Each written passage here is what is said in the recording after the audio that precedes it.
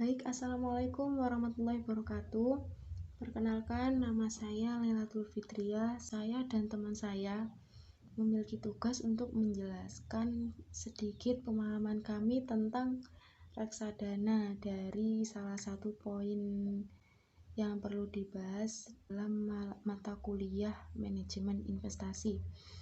Saya di sini sebagai moderator sekaligus pemateri 1 yang akan menjelaskan sedikit pemahaman saya tentang reksadana. Apa itu reksadana? Menurut kalian reksadana itu apa sih? Di sini saya akan menjelaskan. Yang pertama yang akan saya bahas di sini adalah definisi reksadana. Secara etimologi, kata reksadana berasal dari dua kata, yaitu reksa dan dana. Reksa sendiri memiliki arti dijaga atau dipelihara atau memelihara atau pelihara. Dan dana yaitu berarti uang, duit, dan lain sebagainya ya. Secara sederhananya dapat kita simpulkan bahwa reksadana adalah kumpulan uang yang dijaga atau dipelihara. Sehingga dalam hal ini istilah reksadana didefinisikan sebagai suatu wadah yang dipergunakan untuk menghimpun dana. Menghimpun dana dari masyarakat pemodal untuk selanjutnya diinvestasikan dalam portofolio efek oleh manajer investasi. Reksadana merupakan terjemahan dari mutual fund bagi masyarakat Indonesia, meskipun reksadana bukan lagi hal baru. Bukan hal baru, tetapi masih kurang populer seperti itu, masih kurang terkenal, sehingga kurang menarik bagi para investor-investor yang ada di luar. Konsep mutual fund ini lahir sekitar 100 tahun lalu di London tepatnya, yaitu di Inggris ya. Di Indonesia, lembaga reksadana dipelopori oleh PT Dana Reksa, sebuah BUMN. Apa itu BUMN? Pasti kalian sudah tahu. BUMN adalah badan usaha milik negara di bawah kontrol Departemen Keuangan. Reksadana merupakan salah satu bentuk dari perusahaan investasi atau biasa disebut dengan investment company. Prinsip investasi sendiri pada reksadana adalah melakukan investasi yang menyebar pada sekian alat investasi yang diperdagangkan di pasar modal.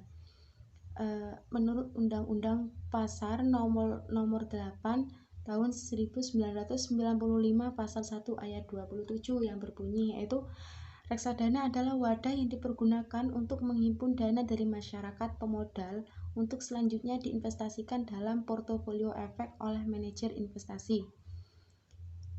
Dari definisi yang saya baca di atas barusan dapat disimpulkan bahwa terdapat 3 unsur penting dalam pengertian reksadana sendiri, yaitu yang pertama adanya kumpulan dana masyarakat baik individu maupun institusi dengan melakukan pengumpulan dana dari para pemodalnya, memungkinkan pemodal-pemodal yang memiliki dana yang minim dapat ikut andil berinvestasi dalam bentuk efek. Yang kedua yaitu investasi bersama dalam bentuk suatu portofolio efek yang telah terdiverifikasi ya. Yang ketiga yaitu yang dimaksud dengan efek adalah apa? Surat berharga. Efek itu surat berharga seperti surat pengakuan utang, surat berharga komersial, saham, obligasi, tanda bukti utang, unit penyertaan, dan lain sebagainya. Baik efek yang bersifat utang maupun yang bersifat ekuitas seperti opsi dan waron.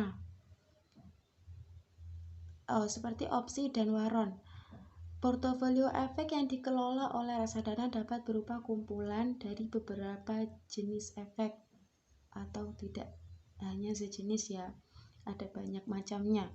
Yang keempat yaitu manajer investasi dipercaya sebagai pengelola dana milik masyarakat investor.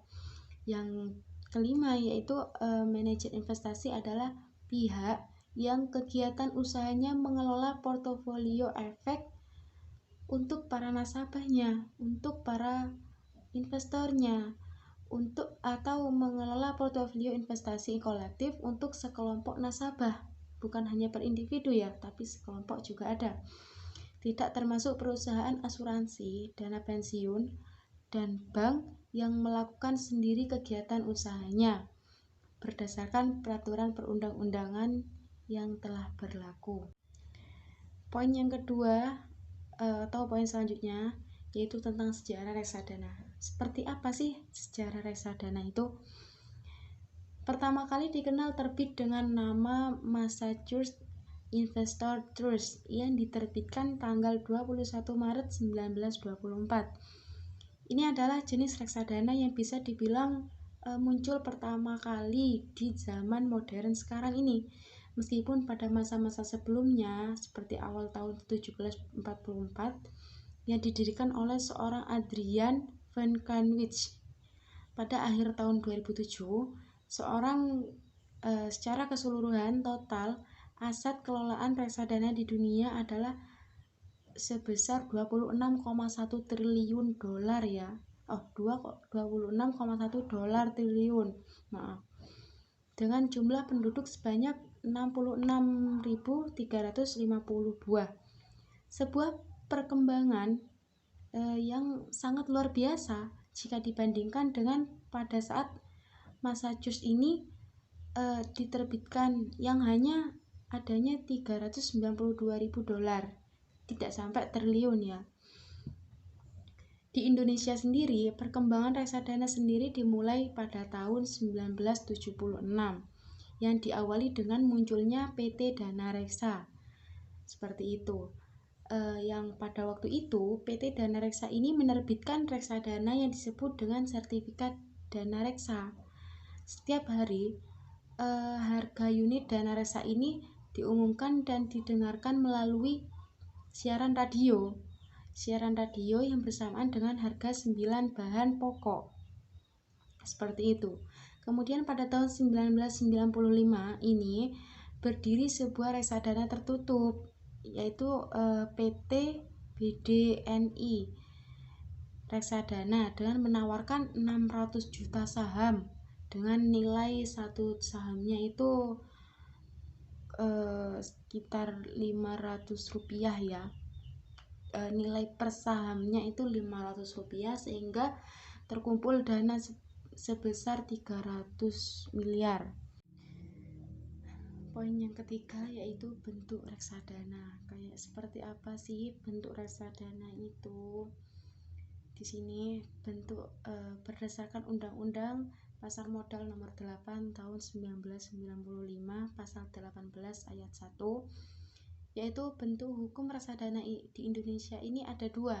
Bentuknya ada dua ya, yaitu reksadana terbentuk perseroan terbatas, yaitu seperti PT Reksadana, dan reksadana berbentuk kontra investasi kolektif, yaitu KIK.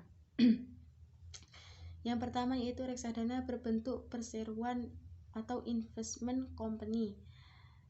Suatu perusahaan atau perseroan terbatas yang dari sisi bentuk hukum tidak berbeda dengan perusahaan lainnya. Perbedaan terletak pada jenis usahanya, yaitu jenis usaha pengelolaan portofolio investasi. Reksadana berbentuk perseroan dibedakan berdasarkan sifatnya menjadi dua, yaitu reksadana terbuka dan reksadana tertutup. Adapun ciri-ciri dari reksadana berbentuk perseroan ini, perseorangan ini adalah yang pertama yaitu badan hukum terbentuk PT, selain PT itu bukan. Yang kedua yaitu pengelolaan kekayaan reksadana didasarkan pada kontrak antara direksi perusahaan dengan manajer investasi yang ditunjuk.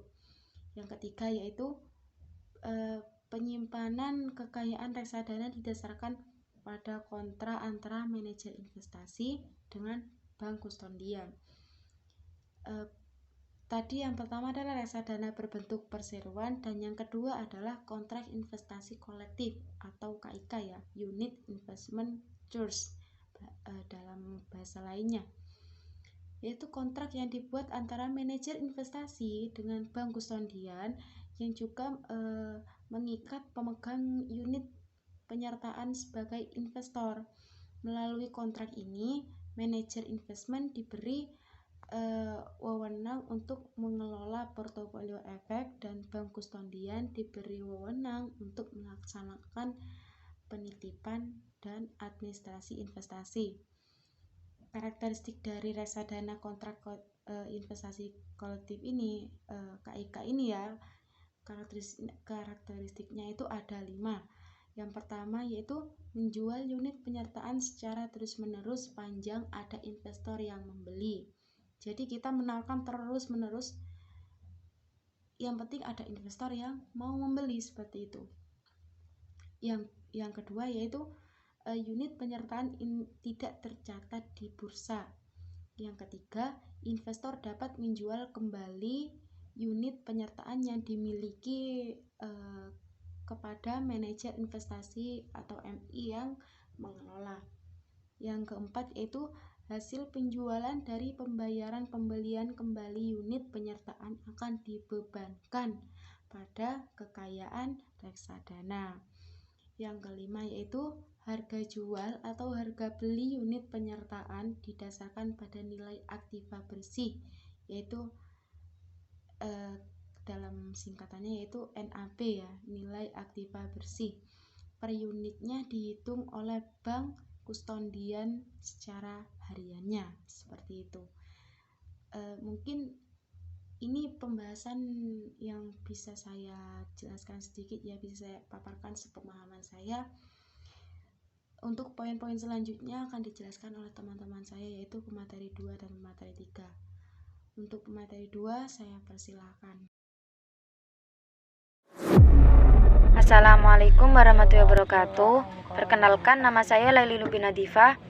Saya sebagai pemateri kedua akan menerangkan mengenai jenis-jenis reksadana. Yang pertama yaitu reksadana pendapatan tetap. Pada umumnya, reksadana ini memberikan penghasilan dalam bentuk bunga seperti deposito, SWBI, obligasi syariah, dan instrumen lainnya. Yang kedua yaitu reksadana saham.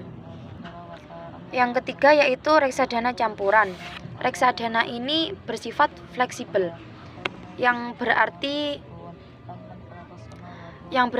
pengelolaan investasi ini dapat digunakan untuk berpindah-pindah dari saham ke obligasi maupun ke deposito, atau tergantung pada kondisi pasar dengan melakukan aktivitas trading.